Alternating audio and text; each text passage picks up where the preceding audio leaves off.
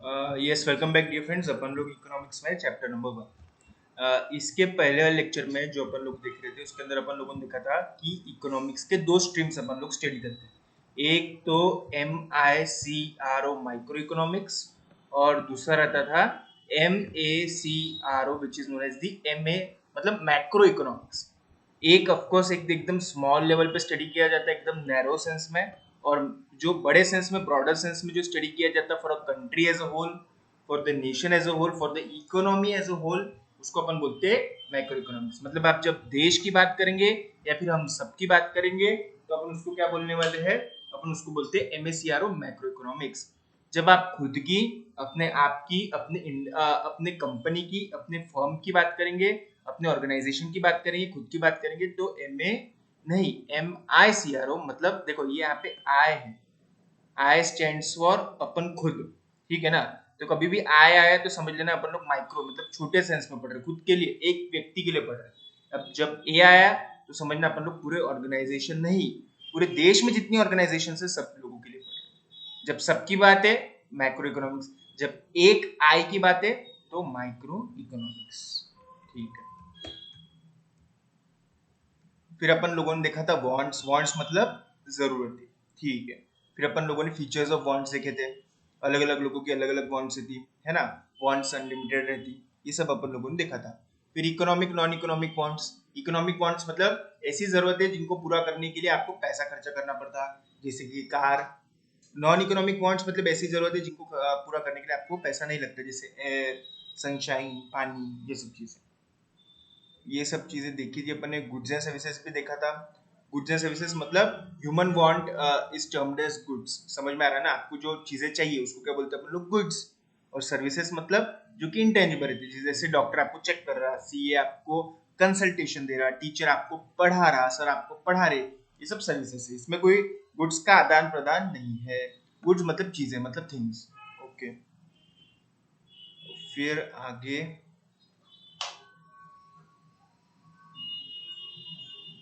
फिर अपन लोग आगे देख रहे थे। आज अब नया टॉपिक है यूटिलिटी।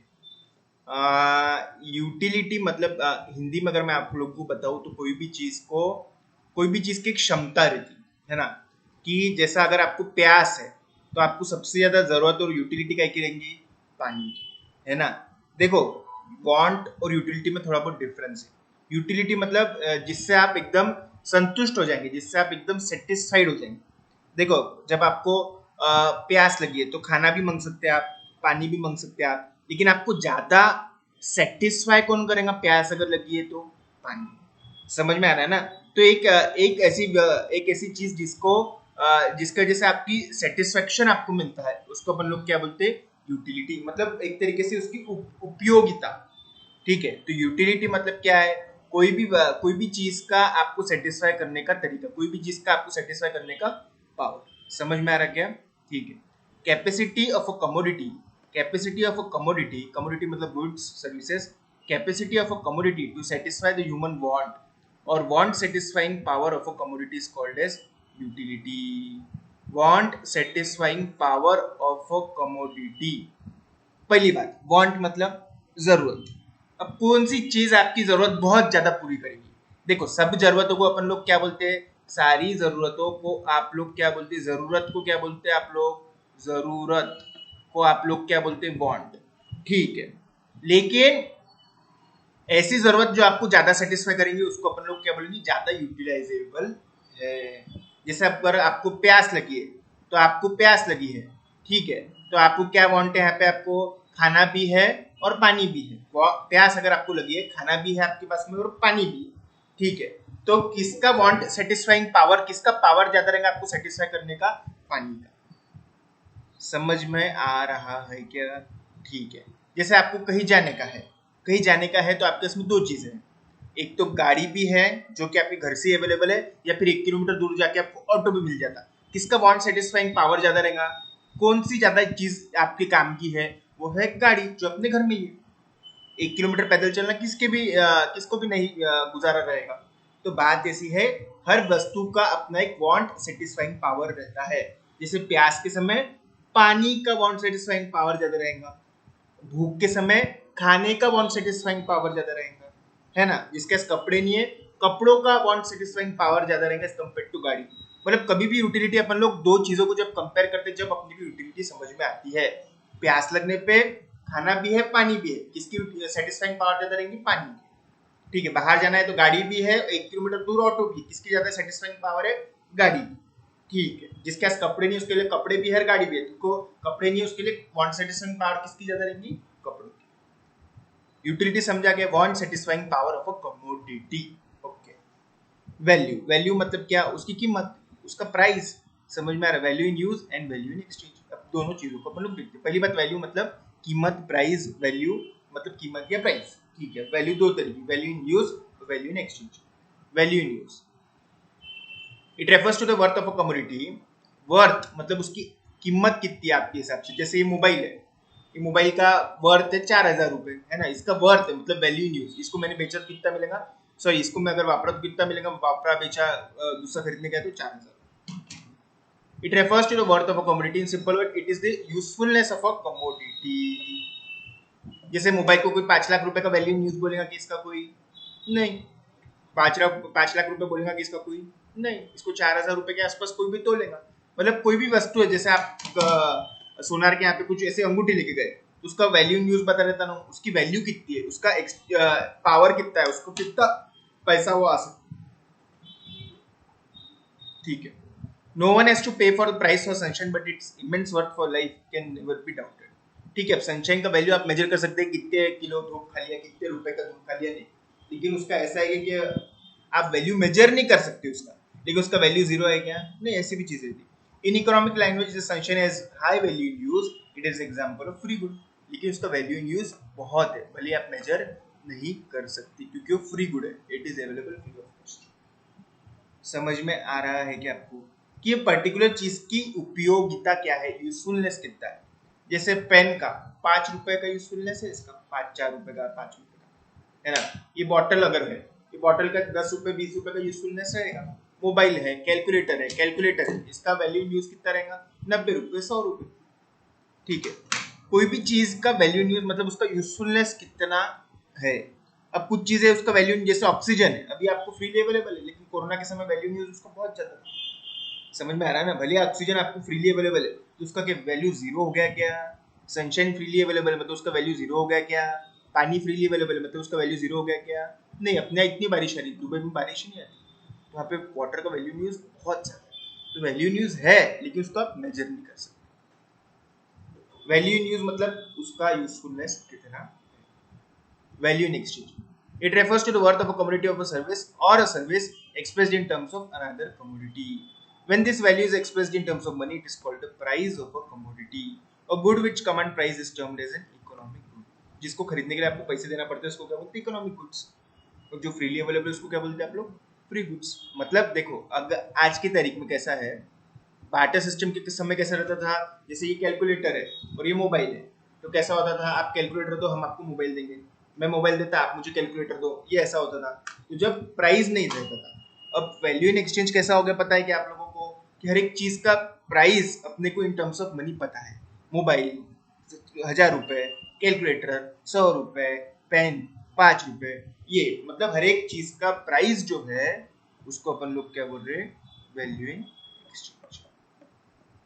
कितना पैसा देना पड़ता है पर्टिकुलर कमोडिटी के लिए, खरीदने के लिए इतना पैसा देना पड़ता है एक पर्टिकुलर कमोडिटी को खरीदने के लिए, उसको बोलते हैं प्राइस।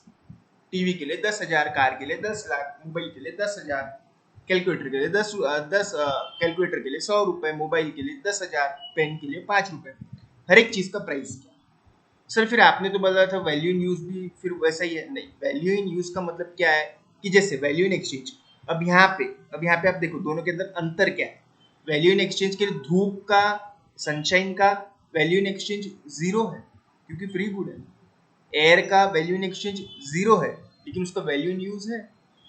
सनशाइन का वैल्यू इन यूज है, एयर का वैल्यू इन यूज है, लेकिन उनका वैल्यू इन एक्सचेंज जीरो है क्योंकि उसके लिए पैसा देना नहीं पड़ता है। पैसा दे सकते क्या? नहीं, उसके लिए पैसा देना नहीं पड़ता है। तो when this value is expressed in terms of money, it is called the price of a commodity. समझ में आ रहा है क्या आप लोगों को? तो जब आप वैल्यू इन एक्सचेंज की बात करें और वैल्यू इन यूज की बात करें, दोनों बातें अलग अलग है। वैल्यू इन यूज कैसा रहता, बहुत सारी चीजें ऐसी भी है जिनका वैल्यू इन यूज रहेगा लेकिन वैल्यू इन एक्सचेंज उनका कुछ नहीं है, जैसे कि एयर हो गया, सनशाइन हो गया, इनका इनका वैल्यू इन यूज है लेकिन वैल्यू इन एक्सचेंज नहीं है। Value in exchange is always expressed in terms of rupees. समझ में आ रहा कि ये रुपीज वाला है और ये उसका यूजफुलनेस कितना है। This is for usefulness and this is for price. This is for usefulness and this is for money terms में प्राइस। समझ पा रहे होंगे आप लोग, नहीं समझाऊंगा तो और पूछना, मैं और बता दूंगा। Water diamond paradox of value क्या बोलता है कि बहुत सारी चीजें उनका वैल्यू इन यूज बहुत ज्यादा रहता है लेकिन उनका एक्सचेंज वैल्यू नहीं रहता। जैसे कि वाटर, मैंने ऊपर ही बताया आप लोगों को, वाटर इसका वैल्यू इन यूज बहुत ज्यादा है लेकिन उसका एक्सचेंज वैल्यू कुछ भी नहीं है। कल बारिश आ रही थी, पानी ऐसे अवेलेबल था लेकिन उसका इसका मतलब उसका प्राइस नहीं है लेकिन उसका यूजफुलनेस बहुत ज्यादा है। समझ में आ रहा क्या? ठीक है। Some commodities have low value in use but high exchange value due to the scarcity. जैसे कि गोल्ड है, उसका एक्सचेंज वैल्यू बहुत ज्यादा है, बहुत महंगा है लेकिन उसका यूज क्या है, खाते क्या पीते क्या गोल्ड को? नहीं। तो गोल्ड अगर है तो उसका यूजफुलनेस कितना रहेगा, वैल्यू इन यूज कुछ भी नहीं, बहुत कम। लेकिन उसका एक्सचेंज टर्म्स में प्राइस बहुत ज्यादा रहेगा क्योंकि गोल्ड बहुत स्कार्स है, बहुत कम अवेलेबल है। वाटर है तो उसका यूजफुलनेस कितना है, बहुत ज्यादा है लेकिन उसका एक्सचेंज वैल्यू कुछ है क्या? नहीं, उसका एक्सचेंज वैल्यू कुछ भी नहीं। तो ये टर्म्स में अगर प्राइस में बात करें तो वैल्यू इन एक्सचेंज रहता है और जब आप उसकी यूजफुलनेस देख रहे हैं तो उसके लिए अपन लोग वैल्यू इन यूज।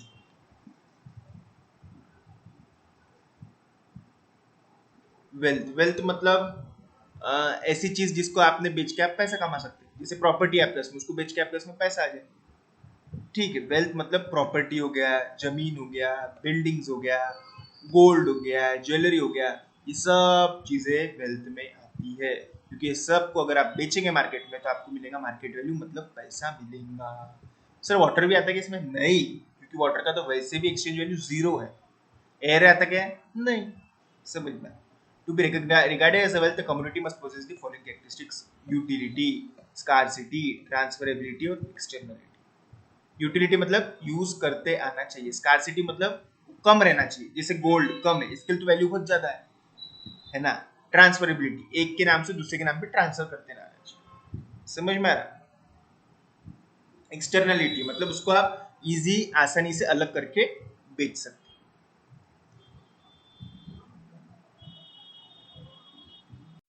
ठीक है, तो अपन लोगों ने क्या देखा, वेल्थ के लिए कुछ कैरेक्टरिस्टिक्स जरूरी है। वेल्थ मतलब क्या? ऐसी चीज जिसकी मार्केट वैल्यू है और जिसको बेच के आपको मिल जाएगा पैसा। जिसको बेच के आपको मिलता है पैसा उसको बोलते हैं वेल्थ। जमीन, प्रॉपर्टी, बिल्डिंग, गोल्ड, डायमंड, ये सब चीज। Utility, commodity must have capacity to satisfy human wants. Furniture, building, refrigerator, ये जरूरतों को पूरा करना चाहिए। मतलब कैसा, जैसे सोना है, वो हर एक को जरूरत है, चाहिए, है ना। गोल्ड है, सोना है, डायमंड है, प्रॉपर्टी है, हर एक को चाहिए, हर एक चीज ये वांट सेटिस्फाई कर सकती है। स्कार्सिटी मतलब कमतरता। गोल्ड हो गया, प्रॉपर्टी हो गई, बिल्डिंग है, ये क्या बहुत कौड़ियों के दाम मिल रहे कि ये एकदम सस्ता मिल रहा है? नहीं, बहुत ज्यादा पैसे देके आपको ये मिलता है। क्यों? क्योंकि ये सब चीजें बहुत ही कम अवेलेबल है, डिमांड ज्यादा है। प्रॉपर्टी बिल्डिंग महंगा क्यों है, जमीन महंगा क्यों है, खेत महंगे क्यों है? क्योंकि कम है, जमीन कम है ना, इसके लिए तो महंगा है। जिस दिन बहुत जमीन अवेलेबल उस दिन बहुत सस्ता हो जाएगा। जो भी चीज कम रहता है ना उसका प्राइस हमेशा ज्यादा रहता है। गोल्ड महंगा क्यों है सर? क्योंकि वो बहुत ही कम अवेलेबल है, नॉन रिन्यूएबल है, जमीन के अंदर मिलता है, कई कई मिलता है। पेट्रोल इंडिया में होता ही नहीं, दुबई से, सऊदी अरब से लाना पड़ता है, तो वहां से लाना पड़ता है। बात कैसी है, वहां पे भी कम है, इंडिया में तो ही नहीं, इसके लिए तो महंगा है। दुबई में पानी नहीं है, इसके लिए पानी महंगा है वहां पे। इंडिया में पेट्रोल नहीं है, इसके लिए पेट्रोल महंगा है। ट्रांसफरेबिलिटी मतलब एक जगह से दूसरी जगह लेके जाना चाहिए, लेके जा सकते हैं, एक के नाम से दूसरे के नाम पे ट्रांसफर कर सकते हैं। जैसे व्हीकल है, ज्वेलरी आज मेरे नाम पे मैंने बेच दिया तो तुम्हारे नाम पे हो जाएगा। प्रॉपर्टी, लैंड है, बिल्डिंग है, आज मेरे नाम पे मैं तुम्हारे नाम पे कर सकता हूँ। टेंजिबल मतलब which can be touched, all goods are tangible in nature. If a good is a material or tangible, then only it is possible to transfer it from one place to another. ठीक, externality. देखो कोई भी चीज बेचने के लिए, transfer करने के लिए आपसे अलग रहना चाहिए। मतलब क्या है, ऐसा नहीं है कि हमने आपको बिल्डिंग बेची तो उसके साथ में हम भी आपके साथ में आ जाएंगे, ऐसा नहीं। बिल्डिंग बेचे तो बिल्डिंग ही जाएंगी, हम नहीं आएंगे आपके साथ। जैसे गोल्ड है, ये ज्वेलरी है, ये उसको बेचते आना चाहिए। ऐसा नहीं कि ये इसके साथ में वो भी लो, उसके साथ में ये भी लो। जैसे गोल्ड लिया तो बोले फर्नीचर भी लो, गोल्ड और फर्नीचर एक ही है, बोले फर्नीचर के साथ में गोल्ड भी लो, ऐसा नहीं। सिर्फ गोल्ड बेच सकते, सिर्फ फर्नीचर बेच सकते। लैंड और बिल्डिंग, जैसे बोले बिल्डिंग अगर बेचे तो हम भी उसके अंदर ही रहेंगे, ऐसा नहीं होना चाहिए। कि एक्सटर्नल रहना चाहिए, ह्यूमन बॉडी को भी एक्सटर्नल रहना चाहिए, मतलब अपने बॉडी का कोई पार्ट रहना नहीं चाहिए। और वो जो चीज है वो अलग से बेचते आना चाहिए। जब क्या बोलेंगे एक्सटर्नल, एक्सटर्नल मतलब बाहरूनी, बाहर से है, बाहर से आप उसको बेच सकते हैं, उसके अंदर कुछ अलग चीज नहीं है, वो किसी के साथ में ज्वाइंट नहीं है, उसका एक अलग अस्तित्व है, उसका एक अलग एग्जिस्टेंस।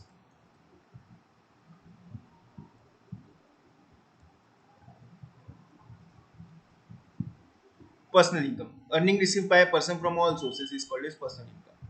सभी तरीके से जो मिलने वाला पैसा है वो अपन बोलते हैं पर्सनल इनकम। जैसे मैं, मेरा एक होटल भी है, होटल से मैं 2 लाख रुपए कमाता।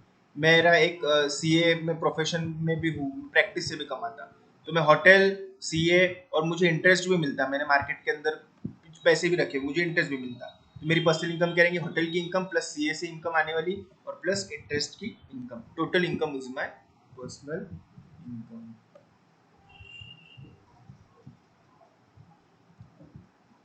जैसे मैं सभी सोर्स से कितना कमाता, 10 लाख रुपए अगर मैं कमाता हूँ सारे सोर्स से, होटल से, व्यवसाय से, इंटरेस्ट से। अब इसके अंदर मुझे 1 लाख रुपए सरकार को टैक्स भरना पड़ता है, तो मेरे हाथ में कितने बचे, 9 लाख रुपए। ये जो पैसा हाथ में जो बच जाता ना, उसको क्या बोलते हैं आप लोग, personal disposable income. That part of personal income that is left after giving the direct taxes, मतलब इनकम टैक्सेस। ठीक है, पर्सनल इनकम मतलब मेरे सारे सोर्स से आने वाला पैसा। पर्सनल डिस्पोजेबल इनकम मतलब सारा पैसा मैंने जो दिया tax.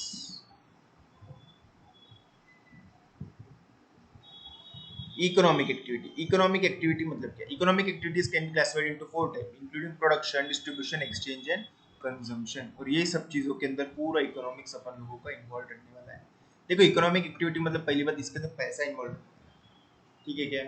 Economic activities can be classified into 4 types. Production मतलब कोई भी चीज बनाना, जैसे हमारा कारखाना है, हम वहाँ पे पेन बनाते हैं, हमारा कारखाना है, हम वहाँ पे कैलकुलेटर बनाते हैं, हम प्रोडक्शन करते हैं।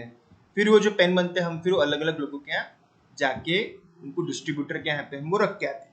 फिर वो डिस्ट्रीब्यूटर क्या करता है, वो रिटेलर को बेचता है, होलसेलर को बेच देता है, रिटेलर फिर आम आदमी को बेचता है।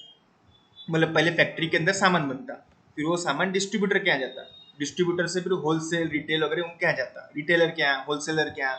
होलसेलर है बहुत बड़ा काम, रिटेलर है छोटी छोटी दुकानें। प्रोडक्शन होगा, फिर होलसेलर के यहाँ प्रोडक्शन होगा, फिर डिस्ट्रीब्यूटर के यहाँ, डिस्ट्रीब्यूटर के यहाँ से होलसेलर के यहाँ जाएगा, होलसेलर के यहाँ से रिटेलर के यहाँ जाएगा, रिटेलर के यहाँ से अपन और आप और मैं खरीदेंगे, है ना। फिर मैं खरीदूंगा, तुमको दूंगा पैसा, इसको बोलते हैं अपन लोग एक्सचेंज। और फिर मैं वो पेन को इस्तेमाल करूंगा, जिसको बोलते हैं कंजम्पशन। कंजम्पशन करना मतलब इस्तेमाल करना, एक्सचेंज करना मतलब खरीदना, डिस्ट्रीब्यूट करना मतलब किसी के यहाँ पे स्टॉक बेचना। Distribution, wholesale, retail, exchange and consumption, मतलब पूरा साइकिल है। जहां से गुड्स बना, वहां से लेके गुड्स जहाँ पे खाया गया, मतलब कंज्यूम किया जाए, ये जो जगह है वो है प्रोडक्शन ऑफ गुड्स, मतलब फैक्ट्री। और ये जो जगह है जहाँ पे कंज्यूम कर रहे हैं आप, मतलब इस्तेमाल कर रहे हैं, ये पूरा जो साइकिल है इसको अपन लोग क्या बोलते हैं, इकोनॉमिक एक्टिविटी। जहाँ से प्रोडक्शन हुआ वहां से लेकर जहाँ तक की गुड्स आप लोगों ने इस्तेमाल किए।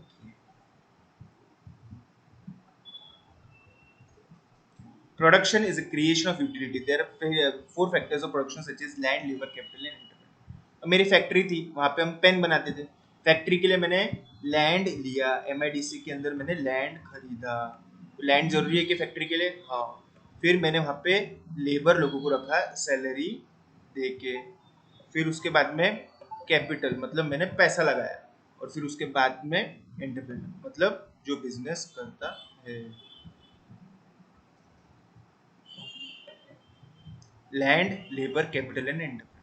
एंटरप्रेन्योर मतलब वो व्यक्ति जिसकी फैक्ट्री है, बिजनेसमैन को एंटरप्रेन्योर बोलते हैं। कैपिटल मतलब पैसा, क्योंकि बिजनेसमैन का पैसा लगे हुए रहता। लेबर मतलब मजदूर लोग, सैलरी पे रहने वाले लोग। लैंड मतलब जगह। ये सब चीजें जरूरी है प्रोडक्शन करने के लिए। ठीक है, आगे का अपन लोग नेक्स्ट लेक्चर